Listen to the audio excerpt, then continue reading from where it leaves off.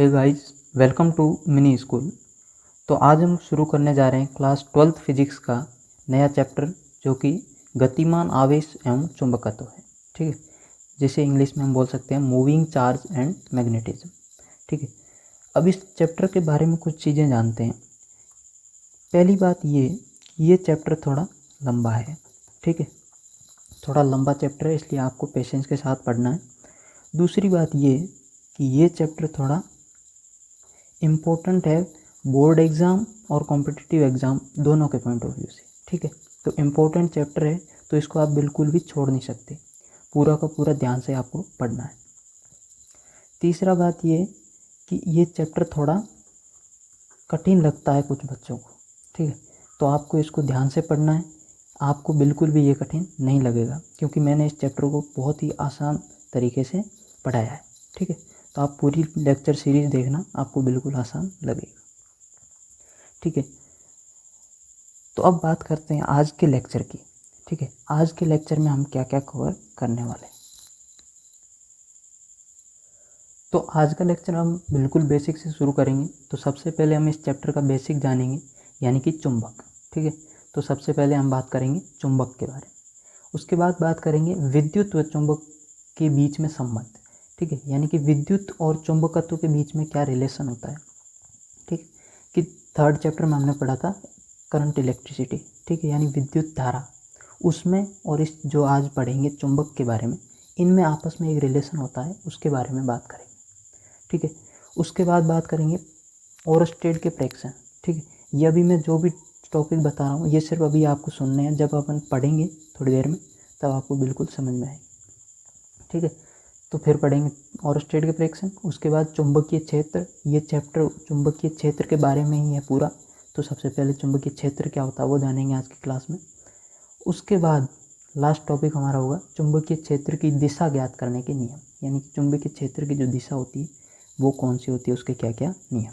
ठीक है, तो ये है आज की हमारी थीम। तो अब शुरू करते हैं आज का लेक्चर। तो yes, my name is Arjun थोरी और आप देख रहे हैं मिनी स्कूल।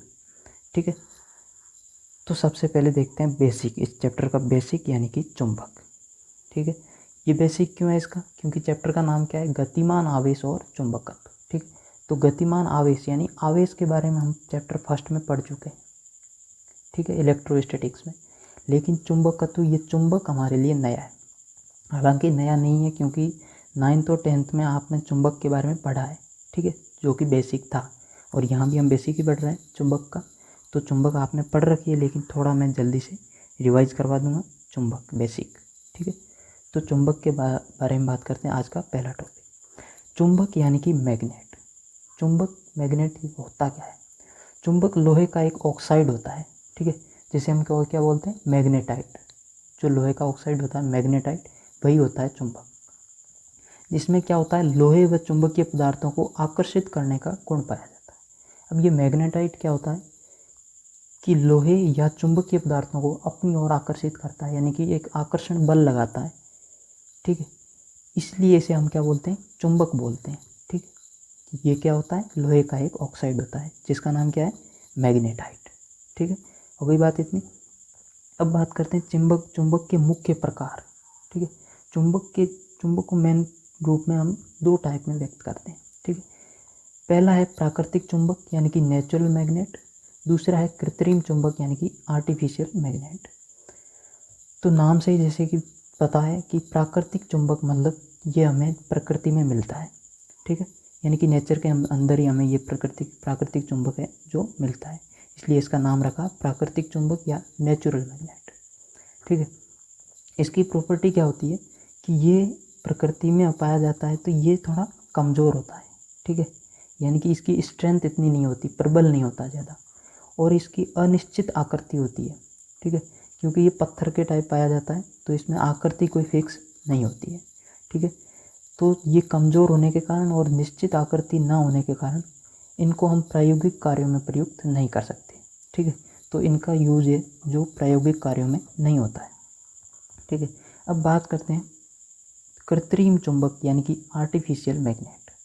अब आर्टिफिशियल मैग्नेट जो होता है, इसे हम मैन मेड मैग्नेट भी बोलते हैं। मैन मेड मतलब जो इंसानों द्वारा बनाई जाती है। ठीक है। तो ये क्या है, अपनी ज़रूरत के हिसाब से हम मैग्नेट बना सकते हैं। ठीक है। तो ये क्या है, मजबूत होते हैं, यानी कि जितनी स्ट्रेंथ हमें चाहिए होती है, जितना प्रबल चाहिए होता है, वैसा चुंबक हम बना सकते हैं और आवश्यकता अनुसार आकृति का बना सकते हैं। ठीक है। जैसी हमें रिक्वायरमेंट है, ज़रूरत है, वैसी हम बना सकते हैं। तो ये हम कह सकते हैं कि प्रायोगिक कार्यों में इसका उपयोग होता है। ठीक है। अब ये हो गया है इस चुंबक के बेसिक का। अब चुंबक की प्रॉपर्टीज़ जानने से पहले, यानी चुंबक के क्या गुणधर्म होते हैं, और ये जानने से पहले जान लेते हैं कि फिजिक्स में हम चुंबक जब भी यूज़ करेंगे, ठीक है, तो उसको कैसे दर्शाएंगे, यानी कि चुंबक का प्रदर्शन कैसे होता है। तो चुंबक का प्रदर्शन करने के लिए हम क्या करते हैं,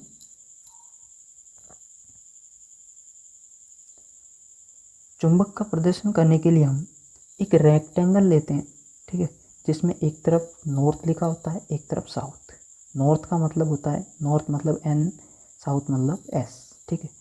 एन का मतलब होता है, नॉर्थ का मतलब उत्तरी ध्रुव यानी कि नॉर्थ पोल, एस मतलब दक्षिणी ध्रुव यानी कि साउथ पोल। ठीक है। तो आगे बात समझ में कि चुंबक को हम रेक्टेंगल से प्रदर्शित करते हैं, जिस पे एक तरफ एन लिखा होता है, उसका मतलब नॉर्थ पोल या उत्तरी ध्रुव, दूसरी तरफ एस लिखा होता है, जिसका मतलब साउथ पोल या दक्षिण ध्रुव। ठीक है। तो फिजिक्स में हम जब भी मैग्नेट यूज़ करेंगे तो उसको ऐसे प्रदर्शित करेंगे। ठीक है। अब हम देखते हैं चुंबक के कुछ गुणधर्म। ठीक है, यानी चुंबक की प्रॉपर्टीज़ क्या क्या होती है। तो सबसे पहली प्रॉपर्टी देखते हैं। पहली प्रॉपर्टी यह है कि किसी चुंबक को उसके गुरुत्व केंद्र पर धागे से बांधकर स्वतंत्रतापूर्वक लटकाया जाए तो वह सदैव उत्तर दक्षिण दिशा में ठहरती है। ठीक है। अब इसमें यह कह रहा है कि अगर हमारे पास कोई मैग्नेट है, मान लिया ये हमारे पास मैग्नेट है, मतलब एक तरफ एन लिखा होगा, एक तरफ साउथ। ठीक है। अब इसको हम स्वतंत्रतापूर्वक लटका दें इसके गुरुत्व केंद्र से बांधकर। गुरुत्व केंद्र का मतलब होता है इसके बीच में से। ठीक है। ठीक है, बीच में से बांध के स्वतंत्रतापूर्वक लटका दें। स्वतंत्रतापूर्वक का मतलब है कि इस पर कोई बाहर से कोई दूसरा बल ना लग रहा हो, यानी कि कहीं से पकड़ी हुई नहीं होनी चाहिए, बिल्कुल स्वतंत्रतापूर्वक धागे से लटका दिया। ठीक है। तो ये हमेशा उत्तर दक्षिण दिशा में ही ठहरती है। ये कौन सी दिशा, उत्तर दक्षिण दिशा, पृथ्वी की जो उत्तर दक्षिण दिशा है उसी दिशा में ठहरती है। इसका कारण क्या है, तो जल्दी से मैं आपको कारण समझा देता हूँ। देखिए, जो हमारी पृथ्वी है, पृथ्वी भी एक मैग्नेट की तरह कार्य करती है। ठीक है। पृथ्वी भी क्या करती है, एक मैग्नेट की तरह कार्य करती है। अब इसमें क्या होता है, ये जैसे नॉर्थ है पृथ्वी का, ये साउथ है, ये ईस्ट है, ये वेस्ट है। तो पृथ्वी का जो नॉर्थ है, जो यानी कि भौगोलिक नॉर्थ, जिसे हम मानचित्र में दर्शाते हैं नॉर्थ और साउथ, तो जो मानचित्र में जो नॉर्थ दिखाते हैं ये होता है भौगोलिक नॉर्थ, भौगोलिक उत्तर या भौगोलिक नॉर्थ। ठीक है। तो ये जो भौगोलिक नॉर्थ होता है ये एक्चुअल में मैग्नेटिक यानी कि चुंबक की भाषा में देखें तो ये होता है साउथ। ठीक है। यानी कि जो पृथ्वी को अगर हम एक मैग्नेट मान लें तो जो उत्तरी ध्रुव होता है वो उसका मैग्नेट का साउथ होता है। ठीक है। तो मैग्नेट का साउथ होता है तो सीधी सी बात है, जो हम दूसरी मैग्नेट लटकाई है वो उसका नॉर्थ इसकी तरफ अट्रैक्ट होगा। ठीक है। और उसी तरह यहाँ ये जो साउथ है, भौगोलिक साउथ, ये एक्चुअल में चुंबक की भाषा में देखें तो ये क्या है, पृथ्वी का नॉर्थ है, नॉर्थ ध्रुव है, मतलब यानी कि दक्षिणी ध्रुव है चुंबक का, पृथ्वी वाले चुंबक का। तो इसकी तरफ ये जो हमने चुंबक लटकाई इसका साउथ इसकी तरफ अट्रैक्ट होगा। तो ये हम कह सकते हैं कि जब हम ऐसे गुरुत्व केंद्र से बांध कर लटकाते हैं तो क्या होता है, ये उत्तर दक्षिण दिशा में हमेशा ठहरती है। ठीक है।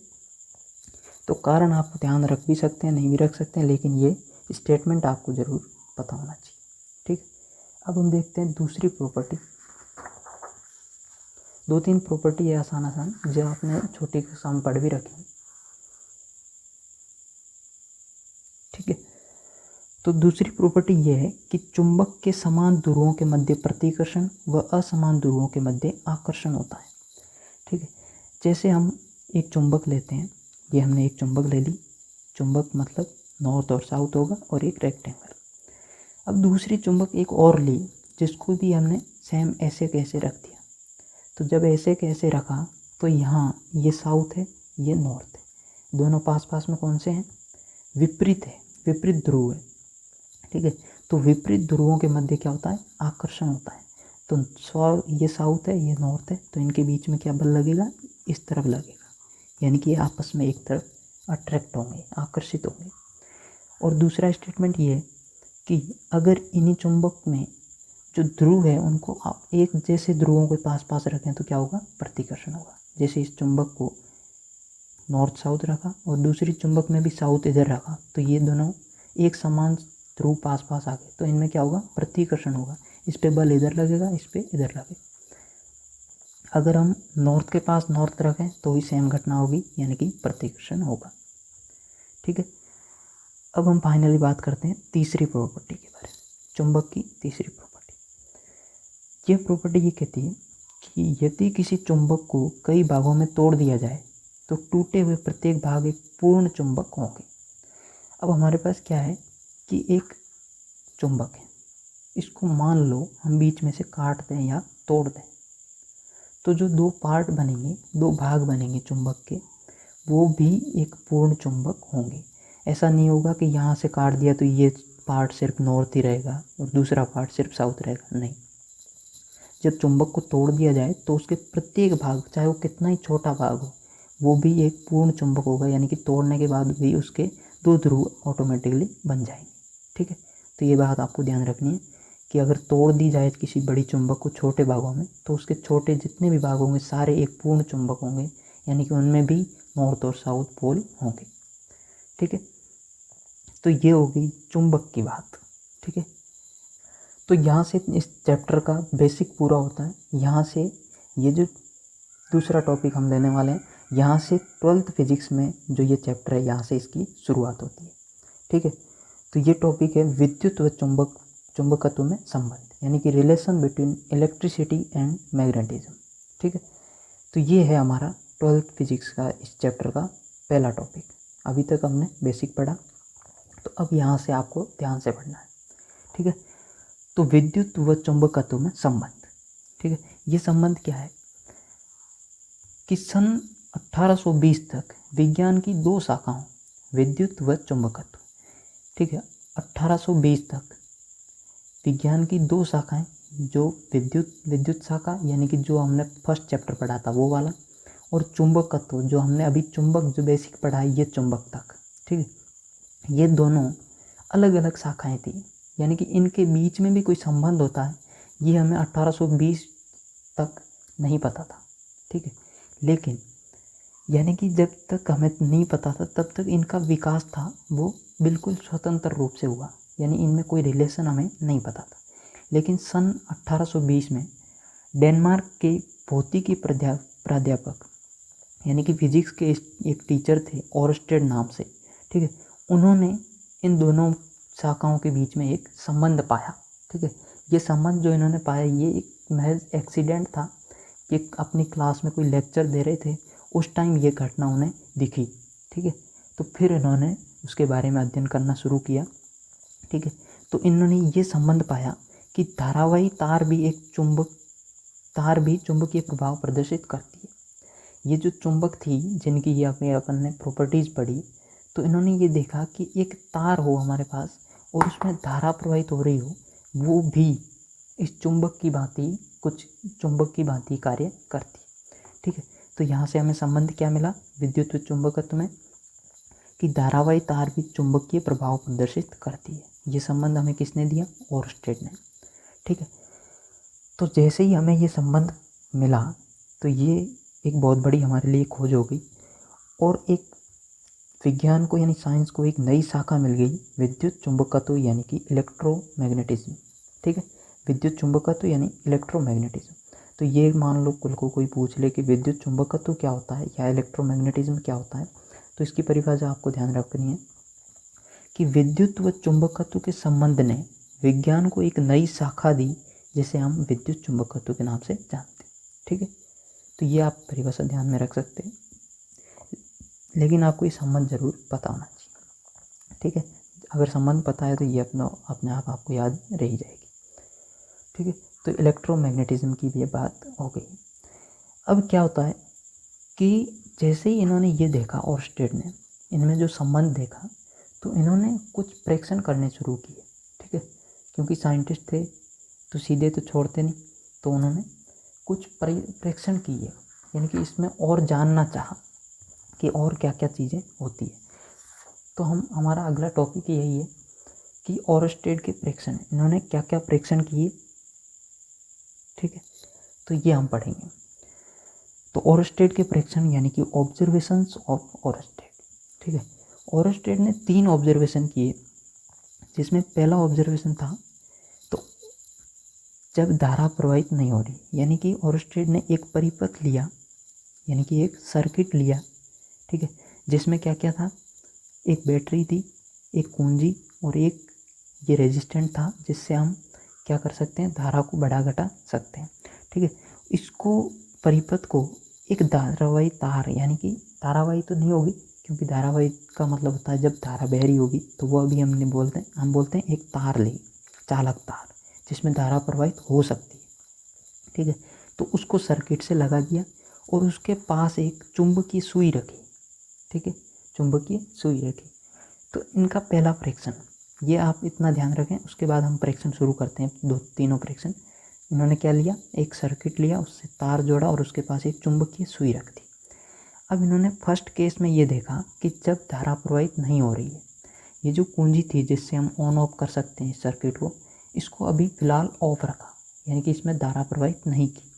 तब इन्होंने ये देखा कि जब चालक तार में धारा प्रवाहित नहीं होती है, तो उसके पास रखी चुंबकीय सुई में कोई विक्षेप नहीं आता है, यानी कि ये जो सुई थी जैसे रखी थी वैसे की वैसे पड़ी रहती है। ठीक, यानी कि उसमें कोई विक्षेप नहीं आता है। ये इनका फर्स्ट प्रेक्षण था। ठीक है, फिर इन्होंने दूसरा प्रेक्षण किया कि जब ए से बी की तरफ धारा प्रवाहित होती है, ये जो छड़ है इसका ये ए सिरा है, ये बी सिरा है, तो ए से बी की तरफ यानी कि धारा कुछ इस डायरेक्शन में बह रही है। ठीक है, तब इन्होंने क्या देखा, तो इस डायरेक्शन में धारा बहाने के लिए हमें इस सर्किट में क्या करना पड़ेगा, ये पॉजिटिव चार्ज की पॉजिटिव इसका टर्मिनल है, ये नेगेटिव टर्मिनल है, तो हमें पता है धारा पॉजिटिव से जाएगी। ठीक है, तो धारा की डायरेक्शन क्या होगी, ये, और ये इस तरफ जाएगी, यानी कि ए से बी की तरफ। और धारा बहाने के लिए हमें कुंजी को ऑन करना पड़ेगा, तो हमने कुंजी को ये ऑन कर दिया। ठीक है, जैसे ही कुंजी को ऑन किया तो धारा इस डायरेक्शन में बहने लगी। ठीक है, तो इन्होंने क्या देखा, जब तार में ए से बी की तरफ धारा प्रवाहित होती है तो चुंबकीय सुई एक दिशा में विक्षेपित हो जाती है। अब देखो, ये रखा तो ऐसे था, लेकिन ये अब ऐसे हो गया, यानी कि इसमें एक विक्षेप आ गया। ठीक है, ये मुड़ गई चुंबकीय सुई। अब ये मुड़ी जैसे ही, तो इन्होंने कुछ और जानना चाहा। अब इन्होंने क्या किया, धारा की डायरेक्शन बदल दी। ठीक है, तो अभी इन्होंने तीसरे में ये क्या करेंगे कि जब धारा बी से ए की तरफ प्रवाहित होती है, अब धारा इसके बी सिरे से ए सिरे की तरफ, यानी कि इस तार के बी सिरे से ए सिरे की तरफ प्रवाहित करेंगे। तो ये करने के लिए हमें सर्किट में क्या चेंज करना पड़ेगा, ये जो हमारे पास था बैटरी थी उसके टर्मिनल बदलने पड़ेंगे। तो पॉजिटिव टर्मिनल इधर रख दिया, यानी कि धारा पॉजिटिव से निकलेगी, यानी कि इस तरफ आएगी, और यहाँ से आके यहाँ जाएगी, तो ये बी से ए की तरफ हो जाएगी। ठीक है, तो बी से ए की तरफ आई धारा प्रवाहित हो रही है। तब इन्होंने ये देखा कि जब तार में धारा बी से ए की तरफ प्रवाहित होती है तो चुंबक की सुई में विक्षेप जो था वो विपरीत हो जाता है। ठीक है, जैसे पिछली बार क्या था, इधर विक्षेपित हुआ तब ये नॉर्थ था, इधर साउथ था, इस बार ये क्या हो गया, साउथ हो गया, ये नॉर्थ हो गया, यानी कि जो विक्षेप था वो बिल्कुल उल्टा हो गया, विपरीत हो गया। ठीक है, तो इन्होंने ये 3 प्रेक्षण देखे। आप ये तीनों प्रेक्षण ध्यान में रखें, एग्जाम में आपसे पूछे जा सकते हैं। ठीक है, बिल्कुल आसान प्रेक्षण है, आप समझ सकते हैं, बस सर्किट याद रखना और आगे की कहानी आपको समझ में आ जाएगी। ठीक है, तो जैसे ही ये 3 प्रेक्षण किए तो इन्होंने एक निष्कर्ष निकाला। ठीक है, निष्कर्ष ये था कि जब किसी चालक तार में धारा प्रवाहित होती है तो उसके आसपास चुंबकीय क्षेत्र उत्पन्न होता है। ठीक है, जब भी चालक तार में धारा प्रवाहित करते हैं तो उसके आसपास चुंबकीय क्षेत्र उत्पन्न होता है। अब जिसका मान, धारा के मान व धारा की दिशा पर निर्भर करता है, यानी कि जो चुंबकीय क्षेत्र उत्पन्न होता है उसका मान, उसकी वैल्यू जो होती है वो धारा के मान पे, अगर धारा बढ़ाएंगे तो वो बढ़ जाएगा, कम करेंगे तो कम हो जाएगा, और धारा की दिशा पर, यानी कि धारा किस डायरेक्शन में बह रही है उस पर निर्भर करता है। ठीक है, तो ये निष्कर्ष आपको पता होना चाहिए। ठीक है, अब एक इम्पोर्टेंट पॉइंट बताता हूँ आपको, जो कॉम्पिटिटिव एग्ज़ाम में आपके लिए काम आएगा, या आपको वाइवा में पूछा जा सकता है, प्रैक्टिकल एग्ज़ाम के वाइवा में पूछा जा सकता है, या कोई भी जनरली आपको टीचर पूछ सकता है। ठीक है, वो ये है कि स्थिर आवेश, ठीक है, एक हमारे पास कोई स्थिर आवेश है जो कहीं पड़ा हुआ है, ठीक है, उससे क्या पैदा होगा, उससे हमेशा विद्युत क्षेत्र उत्पन्न होगा या पैदा होगा ये। ठीक है, यानी हमारे पास एक आवेश है, उससे हमेशा विद्युत क्षेत्र उत्पन्न होता है, यानी कि वो अगर स्थिर है तो, यानी कि कहीं गति नहीं कर रहा है तो विद्युत क्षेत्र उत्पन्न होगा। अगर उसी आवेश को हम चला लें, यानी गतिमान कर लें, तब विद्युत क्षेत्र व चुंबकीय क्षेत्र दोनों होगा। ठीक है, क्योंकि हमने अभी देखा जब धारा प्रवाहित करते हैं तो क्या होता है, चुंबकीय क्षेत्र उत्पन्न होता है। धारा प्रवाहित मतलब एक आवेश का बहना। ठीक है, यही तो होता है, फर्स्ट चैप्टर में हमने पढ़ा। ठीक है, तो जब गतिमान आवेश होता है तो क्या होता है, विद्युत क्षेत्र व चुंबकीय क्षेत्र दोनों उत्पन्न होते हैं, और जब स्थिर होता है आवेश तो क्या होता है, ओनली विद्युत क्षेत्र उत्पन्न होता है। ठीक है, अगर इसमें आप और डिटेल में जाएं तो होता ये है कि गतिमान में भी अगर इसका त्वरण 0 है, यानी कि ये एक्सिलरेट नहीं हो रखा, एक समान वेग से जा रहा है, तभी विद्युत क्षेत्र व चुंबकीय क्षेत्र उत्पन्न होगा। अगर हम त्वरित कर दें उसी आवेश को, यानी कि वेग लगातार बदल रहा हो, तो उस टाइम क्या होगा, उस टाइम विद्युत चुंबकीय तरंगें उत्पन्न होगी, यानी इलेक्ट्रोमैग्नेटिक वेव्स। ठीक है, तो अब आप 3 बातें ध्यान रखेंगे। 3 कौन सी? पहला, आवेश अगर स्थिर है तो विद्युत क्षेत्र उत्पन्न होगा। आवेश अगर गतिमान है और एक समान वेग से गतिमान है तो विद्युत क्षेत्र व चुंबकीय क्षेत्र दोनों उत्पन्न होंगे। और अगर वही आवेश गतिमान है और त्वरित है, यानी कि वेग लगातार बदल रहा है, तो क्या होगा, विद्युत चुंबकीय तरंगें यानी इलेक्ट्रोमैग्नेटिक वेव्स बनेगी। ठीक है, तो ये बात आपको पता होनी चाहिए, इंपॉर्टेंट पॉइंट है, आपको वाइवा में या कोई भी टीचर आपसे पूछ सकता है। ठीक है, तो अब हम बढ़ते हैं इस चैप्टर के मेन मूल आधार पर, यानी कि चुंबकीय क्षेत्र। ये चैप्टर इसी के आसपास घूमेगा, चुंबकीय क्षेत्र ही हम निकाल रहे होंगे बहुत सारी जगह पे। ठीक है, तो हमें सबसे पहले देखना है चुंबकीय क्षेत्र का थोड़ी सी जानकारी, उसके बाद जैसे जैसे हम चैप्टर पढ़ेंगे आपको समझ में आता जाएगा, लेकिन थोड़ा सा पता होना चाहिए कि चुंबकीय क्षेत्र एक्चुअल में होता क्या है। ठीक है, तो ये इस चैप्टर का मूल आधार है, तो इसको थोड़ा ध्यान से सुनना। चुंबकीय क्षेत्र यानी कि मैग्नेटिक फील्ड, तो ये क्या होता है कि किसी चुंबक तथा धारावाही चालक, यहाँ धारावाही चालक इसलिए हमने जोड़ लिया क्योंकि जब से हमें रिलेशन पता लगा है तो हमें पता है कि धारावाही चालक भी क्या होता है, एक चुंबक की तरह काम करता है। ठीक है, तो किसी चुंबक तथा धारावाही चालक के आसपास का वह क्षेत्र जहाँ उसके चुंबकीय प्रभाव का अनुभव किया जा सके। ठीक है, हमारे पास चुंबक हो या धारावाही चालक हो, उसके आसपास का वो क्षेत्र जहाँ पे उसके चुंबकीय प्रभाव का अनुभव कर सके, तो वो क्षेत्र क्या होता है, चुंबकीय क्षेत्र होता है या मैग्नेटिक फील्ड होता है। ठीक है, तो फिजिक्स में हम जब भी चुंबकीय क्षेत्र को दर्शाना होगा हमें, तो हमें उसे बी से दर्शाएंगे। ठीक है, तो चुंबकीय क्षेत्र को बी से प्रदर्शित करेंगे हम हमेशा। ठीक है, अब दूसरी बात पढ़ने से पहले हम तीसरी बात पढ़ेंगे, क्योंकि दूसरे में कुछ बताना है वो हम बताएंगे उसके बाद। तो तीसरी बात चुंबकीय क्षेत्र में आपको ये ध्यान रखनी है कि इसका एसआई मात्रक जो होता है वो क्या होता है, टेस्ला। ठीक है, इसका एसआई मात्रक टेस्ला होता है, जिसे हम टी से प्रदर्शित करेंगे। ठीक है, जब इस चैप्टर में इसका मात्रक लिखना होगा चुंबकीय क्षेत्र का, तो हम सिर्फ टी लिखेंगे। ठीक है, तो उसका मतलब होगा टेस्ला। जैसे हम चुंबकीय क्षेत्र का मान जैसे लिखेंगे 5T, तो इसका मतलब क्या होगा, 5 टेस्ला। ठीक है, तो ये हो गया इसका प्रदर्शन। अब हम बात करते हैं इसकी दूसरी बात जो आपको ध्यान में रखनी है। चुंबकीय क्षेत्र एक सदिश राशि है, यानी कि वेक्टर क्वांटिटी। ठीक है, अतः किसी बिंदु पर चुंबकीय क्षेत्र बताने के लिए हमें उसकी दिशा व परिमाण दोनों की ज़रूरत पड़ती है। यह आपने 11th क्लास में पढ़ा होगा। ठीक है, अगर आपने नहीं पढ़ा तो आप पढ़ सकते हैं हमारे ऐप पे। ठीक है, तो ये आपने पढ़ा होगा कि सदिश राशि जो होती है, वेक्टर क्वांटिटी, उसको बताने के लिए हमें दो चीज़ों की ज़रूरत पड़ती है, उसकी दिशा और परिमाण। अगर वो अदिश होती है तो हमें सिर्फ परिमाण की ज़रूरत पड़ती है। तो वैसे ही चुंबकीय क्षेत्र एक क्या है, सदिश राशि है, यानी कि वेक्टर क्वांटिटी है। तो उसको बताने के लिए, यानी किसी बिंदु पर मान लो हमें चुंबकीय क्षेत्र बताना है, तो उसको हमें वैल्यू के साथ साथ उसकी दिशा भी पता होनी चाहिए। ठीक है, तो उसकी दिशा और परिमाण दोनों की ज़रूरत पड़ती है। तो आज हम इस लेक्चर में सिर्फ दिशा की बात करेंगे, परिमाण की हम अगले लेक्चर में बात करेंगे।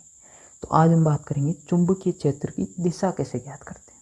ठीक है, उसके क्या क्या नियम हैं। ठीक है, तो अगला टॉपिक भी हमारा यही है कि चुंबकीय क्षेत्र की दिशा ज्ञात करने के नियम। तो चुंबकीय क्षेत्र की दिशा ज्ञात करने के लिए हम दो चीज़ों के लिए चुंबकीय क्षेत्र की दिशा ज्ञात करेंगे। पहला है सीधे धारावाही तार के कारण, दूसरा है वृत्ताकार धारावाही तार के कारण। ठीक है, तो सबसे पहले देखते हैं सीधे धारावाही तार के कारण दो नियम हैं उनको। ठीक है, पहला है सीधे धारावाही तार के कारण, हमेशा ध्यान रखना ये जो नियम मैं अगले दो बताने वाला हूँ सिर्फ सीधे धारावाही तार के कारण ही लागू होंगे। अगर तार सीधा है तभी ये आपको अप्लाई करने हैं।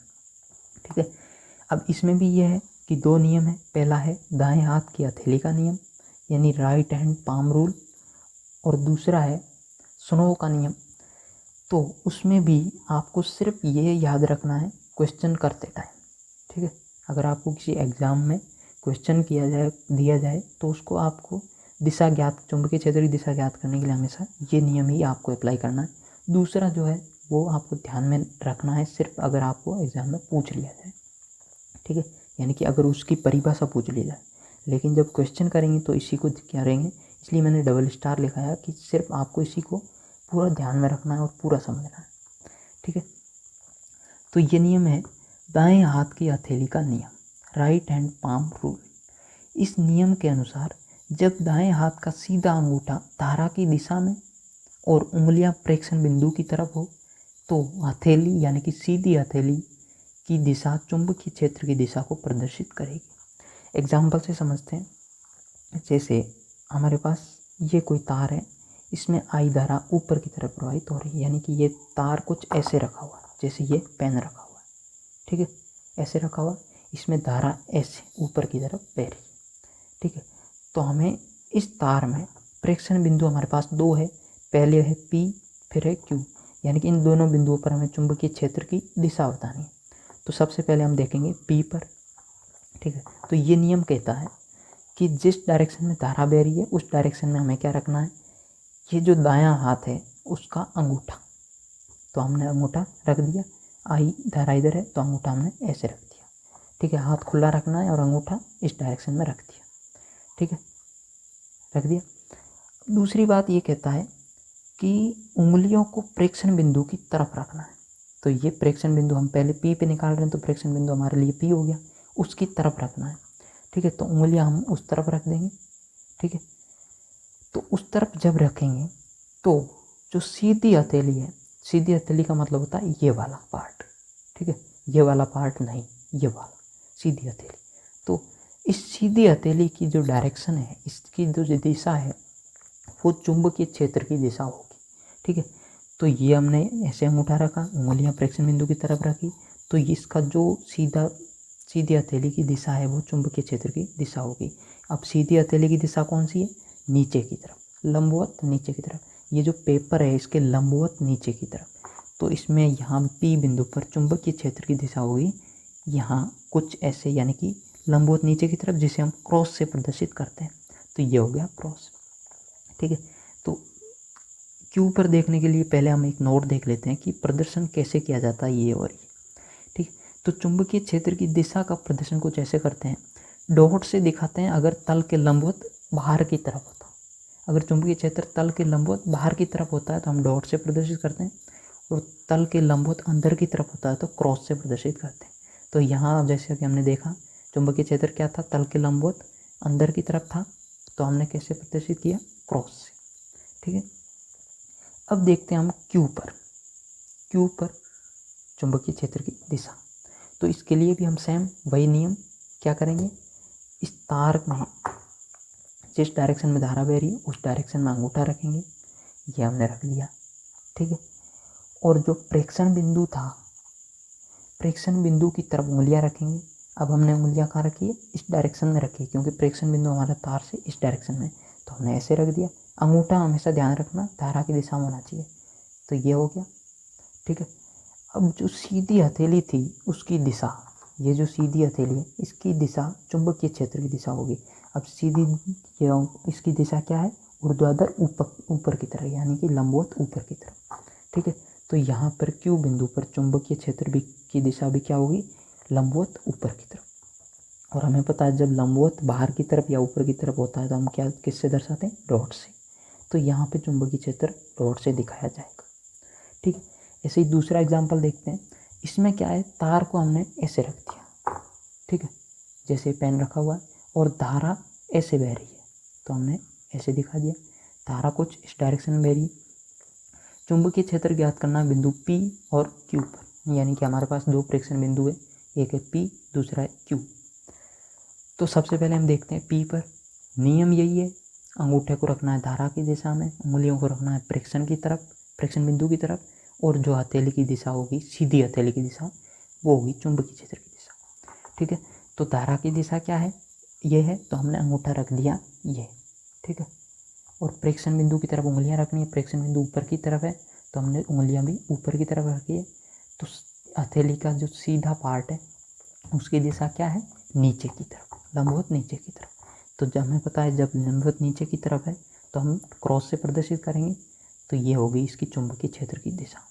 ऐसे ही हम क्यू बिंदु पर, प्रेक्षण बिंदु हमारे पास क्यू है, इस पर चुंबकीय क्षेत्र की दिशा अगर देखें तो क्या होगा, हथेली, यानी कि अब हमें हथेली को ऐसे मोड़ना पड़ेगा, क्योंकि अंगूठा हमारा इसी डायरेक्शन में होना चाहिए, ठीक है।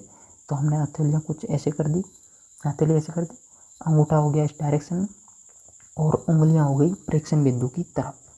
प्रेक्षण बिंदु नीचे की तरफ था तो उंगलियां नीचे की तरफ। अब जो इसकी हथेली की दिशा ये क्या है, ऊपर की तरफ, लंबवत ऊपर की तरफ। तो लंबवत ऊपर की तरफ जब होता है या लंबवत बाहर की तरफ, तो उसे हम डॉट से प्रदर्शित करते हैं, तो ये होगी डॉट, यानी कि क्यू बिंदु पर चुंबकीय क्षेत्र लंबवत बाहर की तरफ या ऊपर की तरफ है, ठीक है। तो ये हो गया इसका दाएं हाथ का हथेली का नियम, यही आपको ध्यान में रखना। अब देखते हैं दूसरा नियम, जिसकी आपको सिर्फ परिभाषा ध्यान में रखनी है, ठीक है, जिसकी आपको सिर्फ परिभाषा ध्यान में रखनी है। क्वेश्चन करते टाइम आपको हमने जो भी नियम बताया वही आपको ध्यान में रखना है, लेकिन अगर परिभाषा पूछ ले एग्जाम में कि स्नो का नियम क्या कहता है, तो आप यही लिखोगे ना, वो थोड़ी नहीं लिखोगे, तो आपको इसकी परिभाषा पता होनी चाहिए, ठीक है। तो दूसरा नियम है, तो ये भी जैसा कि मैंने बताया, ये भी किसके लिए अप्लाई होगा, सीधे तार के कारण, ठीक है, क्योंकि हम पहला सीधे तार के लिए देख रहे हैं, उसके बाद देखेंगे वृत्ताकार तार के लिए, ठीक है। तो ये नियम है स्नो का नियम, SNOW का नियम, या एम्पियर के तैरने का नियम, ठीक है, किसी भी नाम से आपको पूछा जा सकता है एग्जाम में। ये कहता है कि जब किसी चालक तार में दक्षिण से उत्तर की तरफ धारा प्रवाहित होती है और तार प्रेक्षण बिंदु के ऊपर स्थित है, तो चुंबकीय क्षेत्र की दिशा पश्चिम की तरफ होगी, ठीक है। ये परिभाषा है, आप याद रख सकते हैं, लेकिन इसको याद रखने का शॉर्ट ट्रिक मैं आपको बता देता हूँ। वैसे भी क्वेश्चन में तो आपको इसको यूज़ करना नहीं है, सिर्फ परिभाषा याद रखनी है, तो आप इस शॉर्ट ट्रिक से याद रखें कि SNOW, जैसा कि नाम है SNOW स्नो, ठीक है। तो आपको कुछ ऐसे लिखना है, S मतलब साउथ, N मतलब नॉर्थ, O मतलब ओवर, W मतलब वेस्ट, ठीक है।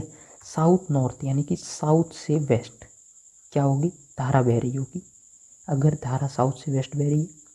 और ओवर का मतलब है प्रेक्षण बिंदु के ऊपर है तार, ठीक है, जैसे ये तार है, ये प्रेक्षण बिंदु है, तो इसके ऊपर है, तो जो चुंबकीय क्षेत्र की दिशा होगी यानी कि B की दिशा होगी वो होगी वेस्ट, ठीक है।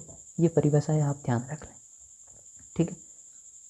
तो ये हो गया दूसरा नियम भी, इसकी सिर्फ परिभाषा याद रखनी है, लेकिन जब भी क्वेश्चन आए और आपको चुंबकीय क्षेत्र की दिशा एक्चुअल में ज्ञात करनी हो, तो जो पहले मैंने नियम बताया वो ध्यान में रखना, ठीक है। तो अब हमने देख लिया सीधे तार में चुंबकीय क्षेत्र की दिशा कैसे ज्ञात करते हैं। अब हम देखेंगे वृत्ताकार तार के कारण। यानी कि तार को अगर वृत्ताकार रूप में मोड़ रखा है और उसमें धारा बह रही है तो चुंबकीय क्षेत्र की दिशा कैसे ज्ञात करते हैं। ठीक है, तो इसके लिए भी हमारे पास दो नियम है और इसमें भी सेम कंडीशन में आपको बताऊंगा कि आपको सिर्फ पहला नियम याद रखना है क्वेश्चन करने के लिए और दूसरे की सिर्फ परिभाषा याद रखनी है। ठीक है, तो आपको इससे क्या है कन्फ्यूज़न नहीं होगा और वो नियम आपको सिर्फ एक ही ध्यान में रखना है ताकि आपको कोई कन्फ्यूज़न नहीं होगा, आपको वैसे ही हाथ से ही दिशा फाइंड करनी है। ठीक है, तो पहला नियम है दाएं हाथ के अंगूठे का नियम, राइट हैंड थंब रूल। ठीक है, दायां हाथ यही जो पहले था उसका थंब रूल, पहले क्या था सीधे तार वाले में पाम रूल यानी कि हथेली का नियम था, इसमें अंगूठे का नियम है। ठीक है, तो ये नियम क्या कहता है, जब वृत्ताकार धारावाही तार में प्रवाहित धारा की दिशा में दाएं हाथ की उंगलियों को मोड़ा जाए तो सीधा अंगूठा चुंबकीय क्षेत्र की दिशा प्रदर्शित करता है। ठीक है, यानी कि हमारे पास जो भी तार है उसमें अगर धारा की दिशा में उंगलियां ऐसे मोड़ी जाए तो जो सीधा अंगूठा होगा उसकी दिशा होगी वो चुंबकीय क्षेत्र की दिशा होगी। ऐसे मोड़ा जाए तो ऊपर की तरफ, अगर ऐसे मोड़े तो अंगूठा नीचे तो लंबवत नीचे की तरफ। ठीक है, तो अब एग्जाम्पल देखते हैं। पहला एग्जाम्पल है एंटी क्लॉकवाइज धारा। अब इसमें क्या है, ये हमारे पास एक वृत्ताकार तार है, इसमें एंटी क्लॉकवाइज यानी कि घड़ी जैसे घूमती है उसकी उल्टी दिशा में धारा बह रही है, यानी कि इस डायरेक्शन ऐसे धारा बह रही है। तो ऐसे जब धारा बह रही है तो ये नियम क्या कहता है, धारा की दिशा में उंगलियां घुमाओ। ये धारा की दिशा में मैंने उंगलियां घुमा दी तो इस टाइम घुमाते टाइम अंगूठा जिस डायरेक्शन में होगा वो चुंबकीय क्षेत्र की दिशा होगी। तो ये अंगूठा ऊपर की तरफ है, ऐसे घुमा रहे हैं तो चुंबकीय क्षेत्र की दिशा क्या होगी, लंबवत बाहर की तरफ, लंबवत बाहर की तरफ या ऊपर की तरफ। और हमने देखा था जब लंबवत ऊपर की तरफ होता था हम डॉट से प्रदर्शित करते हैं, तो यहाँ डॉट आ गई दिशा। ठीक है, तो आई होप ये आपको पता चल गया होगा। अब दूसरा एग्जाम्पल है क्लॉकवाइज धारा। अब क्या है, धारा को हमने इसी तार में ऐसे बहा दिया। ठीक है, क्लॉकवाइज मतलब घड़ी की दिशा में, जिस डायरेक्शन में घड़ी घूमती है उसी दिशा में। ठीक है, तो ऐसे घुमाने के लिए हमें उंगलियां ऐसे करनी पड़ेगी, अंगूठा नीचे रखना पड़ेगा ऐसे। ठीक है, ऐसे घुमाएंगे हम, ऐसे घुमाने के टाइम पे अंगूठे की डायरेक्शन क्या है, नीचे की तरफ, लंबवत नीचे की तरफ। तो चुंबकीय क्षेत्र की दिशा भी क्या होगी, लंबवत नीचे की तरफ। इसका प्रदर्शन कैसे होगा, ऐसे क्रॉस से। ठीक है, समझ में आ गया। अब तीसरा एग्जाम्पल देखते हैं। इसमें इसी तार को, जो वृत्ताकार तार थी जिसमें धारा बह रही है, इसको 3D में ऐसे रख दिया। ये पहले क्या था, इसी पेपर के ऊपर मान लो पड़ी थी, ऐसे सीधी रखी हुई थी, पड़ी हुई थी। लेकिन अब क्या है, 3D में ऐसे रख दिया है। अब ये तार कुछ ऐसे है, ऐसे। ठीक है, तो इसमें धारा किस डायरेक्शन में बह रही है, पहले केस में नीचे की तरफ और ऊपर की, यानी कि ये धारा कुछ क्यों, ये इस डायरेक्शन में अगर ऐसे धारा बह रही है। ठीक है, ये अगर क्रॉस के इस डायरेक्शन के साथ साथ अपन चलें तो ये कुछ ऐसे घूम के ऐसे आ रही है, यानी कि ऐसे घूम के ऐसे आ रही है। तो ये घुमाते टाइम हमारा अंगूठा किस डायरेक्शन में, इस डायरेक्शन। तो चुंबकीय क्षेत्र की दिशा भी क्या होगी, ये होगी। ठीक है, अब वैसे ही चौथा एग्जाम्पल है। इसमें क्या है, तारा की दिशा बदल दी है और तार को रखा वैसे ही है 3D में। ठीक है, तो दिशा में हाथ घुमाएंगे हम उंगलियाँ, ये कुछ ऐसे है तो हम ऐसे घुमाएंगे, ऐसे घुमाते टाइम अंगूठा किस डायरेक्शन में, इस डायरेक्शन। तो चुंबकीय क्षेत्र की दिशा क्या होगी, इस डायरेक्शन। ठीक है, तो ये आपको आई होप समझ में आ गया होगा। और जब भी क्वेश्चन आए चुंबकीय क्षेत्र की दिशा ज्ञात करने के लिए और वो वृत्ताकार तार के कारण हो तो आपको ये नियम लगाना है, राइट हैंड थंब रूल। ये कहता है कि उस तार में, जो वृत्ताकार तार है उसमें जिस डायरेक्शन में धारा बह रही है उस डायरेक्शन में हम इसका दाएं हाथ का उंगलियां घुमानी है और उंगलियां घुमाते टाइम अंगूठा जिस डायरेक्शन में होगा वही उसकी चुंबकीय क्षेत्र की दिशा होगी। ठीक है, क्लियर हो गया। अब देखते हैं वृत्ताकार तार के कारण दूसरा नियम। ठीक है, इसकी आपको सिर्फ परिभाषा याद रखनी है और कुछ भी नहीं। ठीक है, क्वेश्चन के लिए आप इसको अप्लाई नहीं करना है। ठीक है, ताकि आपको कोई कन्फ्यूजन ना हो। दूसरा नियम है मैक्सवेल का कॉर्क स्क्रू नियम। ठीक है, इसको स्क्रू नियम भी बोलते हैं या दक्षिणावर्त पेंच नियम भी बोलते हैं। अब ये कहता है कि जब दक्षिणावर्त पेंच को वृत्ताकार तार में प्रवाहित धारा की दिशा में घुमाया जाता है तो पेंच के आगे बढ़ने की दिशा चुंबकीय क्षेत्र की दिशा को प्रदर्शित करती है। चलिए इस नियम को मैं आपको आसान भाषा में बताता हूँ कि आपको क्या है, एक लकड़ी लेनी है और उसमें एक स्क्रू को रखना है और उसको कसना है, ठीक है। तो अगर आपको इस डायरेक्शन में अगर आप उस स्क्रू को घुमाएंगे तो वो स्क्रू क्या होगा, बाहर की तरफ आ रहा होगा, ठीक है, बाहर की तरफ आ रहा होगा। और जब इस डायरेक्शन में घुमाएंगे तो वो अंदर की तरफ जा रहा होगा। तो जो स्क्रू के आगे बढ़ने की डायरेक्शन है, अगर वो ऊपर आ रहा है तो उसकी चुंबकीय क्षेत्र की दिशा ऊपर होगी, और नीचे जा रहा है तो चुंबकीय क्षेत्र की दिशा नीचे होगी, ठीक है। तो आपको इसकी सिर्फ परिभाषा ध्यान में रखनी है, लेकिन क्वेश्चन करते टाइम इसको अप्लाई नहीं करना है। क्वेश्चन करते टाइम आपको सिर्फ जो हाथ का मैंने नियम बताया है अंगूठे वाला, वही ध्यान में रखना है, ये वाला, ठीक है। तो ये था आज का लेक्चर। आई होप आपको ये लेक्चर बिल्कुल कंप्लीट समझ में आया होगा, और आपको कुछ भी डाउट रह गया तो कमेंट में बता देना आपको, ठीक है। मैं ज़रूर कोशिश करूँगा आपके डाउट को सॉल्व करने की, ठीक है। और आज का लेक्चर आपको कैसा लगा ये आप ज़रूर से बताएं मुझे, ठीक है। कमेंट में आप बताएं कि ये आज का लेक्चर कैसा लगा, ठीक है, आपको क्या नई बात सीखने को मिली, ठीक है। तो आज का लेक्चर कंप्लीट हो चुका है, ठीक है। अब मैं कुछ आपको इन्फॉर्मेशन देता हूँ, ठीक है, कि आगे के लेक्चर आप कहाँ देख सकते हैं, और हमारे और भी सब्जेक्ट और भी चैप्टर की टेस्ट सीरीज़ है, एक्सरसाइजेज है, हैंड रिटन ये जो नोट्स है इसकी PDF फाइल है, वीडियो लेक्चर है, और भी स्पेशल कोर्सेज हैं, ये आप कहाँ देख सकते हैं, ठीक है। ये मैं आपको कुछ इन्फॉर्मेशन दे देता हूँ ताकि आपको आगे के और पार्ट्स देखने में और चैप्टर पढ़ने में, अपनी तैयारी करने में कोई परेशानी ना हो। तो इसके लिए आपको हमारा ऐप डाउनलोड करना है, जिसका लिंक मैंने इसके डिस्क्रिप्शन में दे रखा है, वहाँ से आप डाउनलोड करें और इस चैप्टर के बाकी पार्ट भी देख सकते हैं, और भी दूसरे चैप्टर भी आप पढ़ सकते हैं, और दूसरे सब्जेक्ट भी पढ़ सकते हैं, ठीक है। तो आई होप आपको आज का लेक्चर समझ में आया होगा, और आपको कुछ भी और पढ़ना है, ठीक है, फिजिक्स, केमिस्ट्री, मैथ, बायोलॉजी के रिलेटेड, तो आप हमारा ऐप ज़रूर से ज़रूर डाउनलोड करें। ये आपकी एग्ज़ाम में बिल्कुल 100% हेल्प करेगा। Thank you, thanks for watching.